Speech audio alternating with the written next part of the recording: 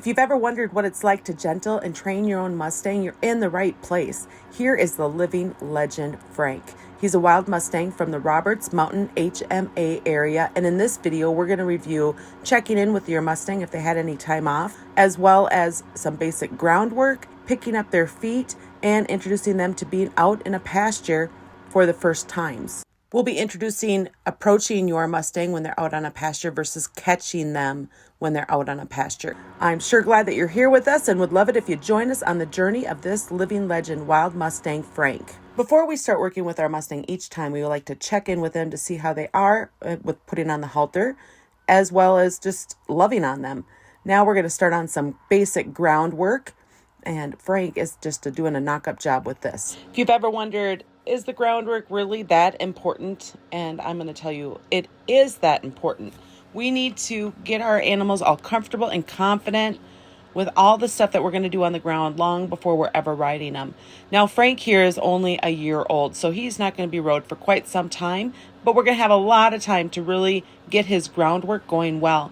Have him calm, confident, and understanding our cues, reading our body language. Whatever you lead on the ground is what you're going to ride later on. So I have a very high respect for groundwork.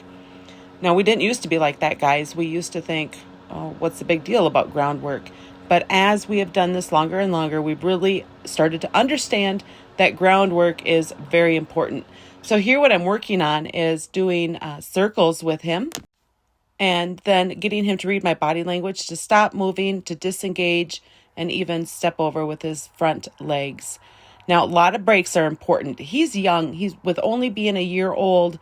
He's not able to handle a lot of questions thrown at him all at once. We're building up his coping skills, which is going to come with time. So there I asked him to step over with his front foot, and now I'm going to ask him to go into that circle.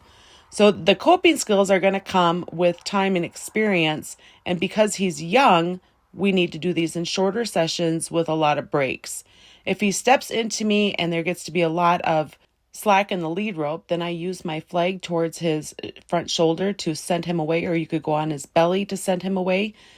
And then I'm going to not move the flag very much when he's going where he's supposed to go. And here, this is not about speed.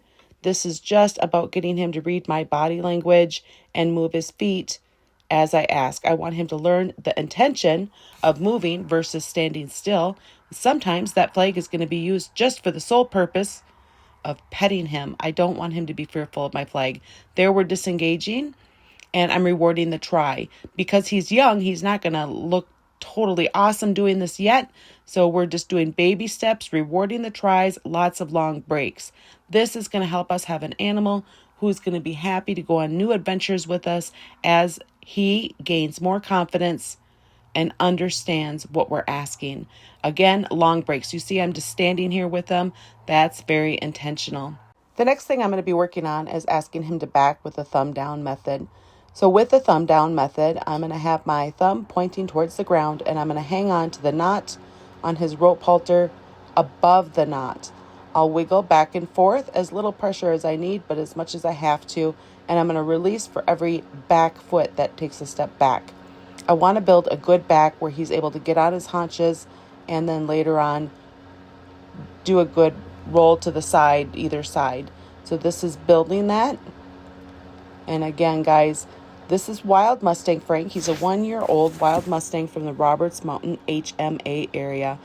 He's just a year old, so we're working on basic groundwork with a lot of breaks so that he can absorb the lesson and not become overwhelmed. We want to build up his coping skills little by little and then just have fun with them. Remember, the reason we bring them home is to have fun with them. So this guy here, we're going to get his training going, and then later on he'll be available to somebody, as we already have a lot of animals. So we're doing this because we find joy with gentling and training them. Don't underestimate the value of groundwork and getting your animal nice and light and soft, following a loose lead rope.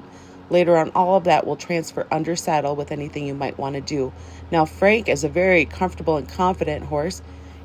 We call him the whatever horse because there's not a lot that shakes this little guy. He is up for whatever we want to do, thus the whatever horse.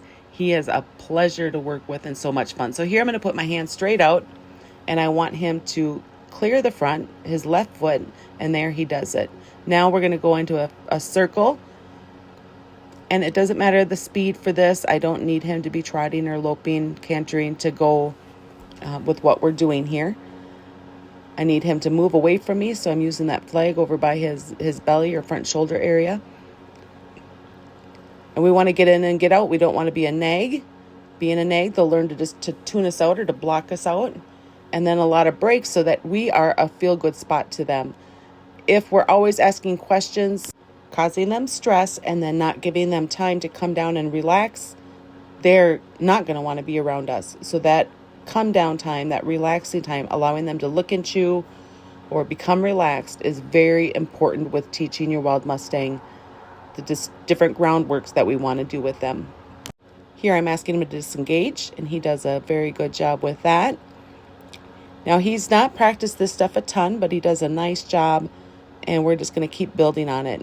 When we're doing different stuff, we use oats for some of our training, and this is my favorite pouch that I use. It's actually for screws and nails, but it has metal area in the top rim of it so that it will clasp shut and not spill out of your pocket. You can just put it right over your pocket, and it works great. There's going to be a link in the description for that. Have you ever actually thought about asking permission to pick up your animal's feet? This is the only way we go. Ask permission. This is a somewhat long process when you bring home a wild animal. To begin with, you need to be able to stand near them and then on the side of them. And then we pet them with a long brush, and then we're petting them with our hand like Dan is right now. We ask for their foot by saying foot. And then at first, they're just picking it up and we're not holding it. That graduates into us holding their foot. Later on, that's going to graduate to us picking up their foot with a hoof pick, using a rasp, and putting their feet up onto a farrier stand, as well as getting them used to holding their foot between our legs. So we go with this as a very gradual, keeping their calm confidence with everything that we're doing. We've had very good success using this on all the animals, all the wild animals and domestics that we've brought home. So here, breaks, again, are very important. Breaks to let them digest what we've done to make sure they're not getting too elevated. And we're always waiting and watching for stiffness in their leg once we do start to pick it up. If their leg is stiff, that means they're uncomfortable. But here you can see he's not. If they are stiff, as soon as they pick it up, we're just going to give it back. We try to help guide their foot back down to the ground. But if they're too stiff, you might need to still let go. Again, if you're giving their foot back when they're stiff before they ever get kicky, you're going to be building their confidence instead of trying to force something. Now, Mustangs, they're smart. They have good common sense. They have good self-preservation from living out in the wild. So we're not going to try to force it with these guys. We're going to go slow. This is the way that we feel the most comfortable with and we've had the most success with. A big tip, guys, if you're thinking about going to get your own wild Mustang or donkey, is to make sure that they're trimmed before you bring them home. This way, when you bring them home, you have a lot of time to practice. So now here Dan is rubbing his leg down just to check in with them. If Frank started to lean away or tense up, we would know that he's too nervous to go on with that part of the training that we're doing. So always just checking in with him, going slow. I'm standing up front, giving him oats when he accepts what we're doing. Now, paying him with oats, it increases what he has to do to get paid. At first, it's just to be able to stand next to him, and then later on, it's to be able to touch him for a second. Later on, we're doing a countdown, a 5, 4, 3, 2, 1 deet, and then he would get pay, and then later on, it's when he picks up his foot. Now, at first, we're asking him to pick up his foot, and later on, we start to hold his foot when he's picking it up. All of this is a gradual progression that we're doing, taking time to make sure that Frank is comfortable with where we're at. We want to do this without a fight. Remember, these guys have a lot of self-preservation. They lived out on the range, on the wild, and they're going to do what they need to protect themselves. They need to be very comfortable with what we're doing to help them do a good job. Now, Dan's just noticing right now that Frank is built downhill at the moment. Now, he's a 1-year-old, and later on, he will grow into it. But at the moment, his hind end is growing faster than his front end. And that's kind of funny when you're watching a young one grow and how they kind of don't always, both sides don't keep up with each other. So now there Dan was again petting him down his rump. Frank's kind of looking to see what he's doing. And there Frank just picked up his foot. Again, this is going to be a lot of repetition, a lot of progression to help make sure that Frank stays comfortable throughout this entire process. We are using oats right now, or sweet feed, to pay him for what he's doing. He doesn't get like free choice grain, and we don't grain him just for the purpose of graining him. We're using that grain while we're doing training and introducing new things. There's other parts of the training that we do, like you saw earlier with the groundwork, doing circles, disengaging. I don't use any grain for that. But for this, we do use grain. Eventually, he won't have any grain when he's doing this stuff. But to start off with, we want to make sure we're keeping his interest and comfort. Don't forget, soon we're going to be bringing them out to the 2-acre pasture. So if you think about catching your wild animal or your domestic out on pasture, we're going to go through the process of what that looks like, what to expect, and how to progress through that as well. So again, here Dan is working on picking up his feet. I am paying him. When you're doing this, if the person picking up the feet is on the front, you want to be on the opposite side. And if they're working on the back legs, you want to be on the same side. That way you can help get their hind away from the person picking up their feet if they were to start kicking. So here we're not just grabbing and yanking his foot up. We're putting our hand there and waiting for him to pick it up. Ideally, we don't want him to back up when he picks up his foot, but because he's just learning this, we're okay with graduating to new levels as we keep working with his confidence. Now Dan's back onto his hind end, and again, petting. It's like a caressing, petting. We don't want it to be annoying. We don't want petting them on their hind or their legs to be annoying. We want them to find comfort with what we're doing.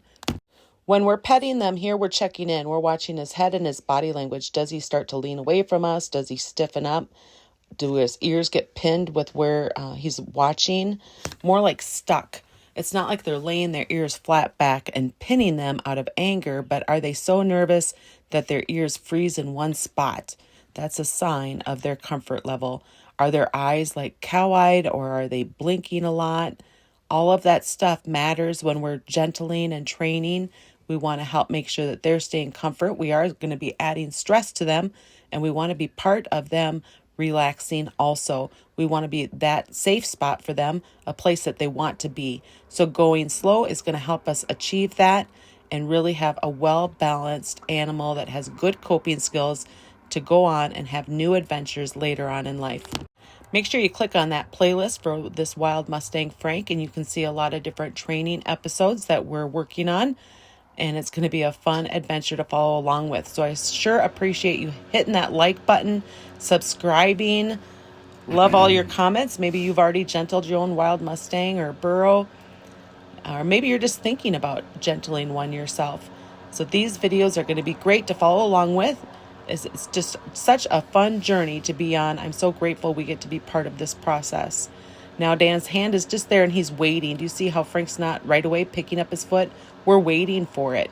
If his leg is stiff when he goes to pick it up, we're not going to progress any further. He needs to be comfortable with what we're doing before we start to ask for more. Now you're watching here, it's myself, MaryJo, and my husband, Dan. He's more than just eye candy, guys. He is so good at all of the Oochie-goochie stuff. He is great at making sure that they're comfortable. That's where his strengths are at. My strengths are more with following the process of clearing the front, stepping over, getting them halter trained. So use your advantages that you have and work with them. Now there again, Frank is just kind of hanging out and he's not sure about picking up his foot. There he picks it up. Dan hangs on to it for a little bit longer, and that would be because he's a little bit more relaxed than last time. All of this we want to progress into. Remember, they have good self-preservation skills, and we don't want to put them in a situation where they feel like they have to fight. When we start introducing them to the 2-acre pasture, we're not going to try to catch them out there. That's not the place to teach them to be caught.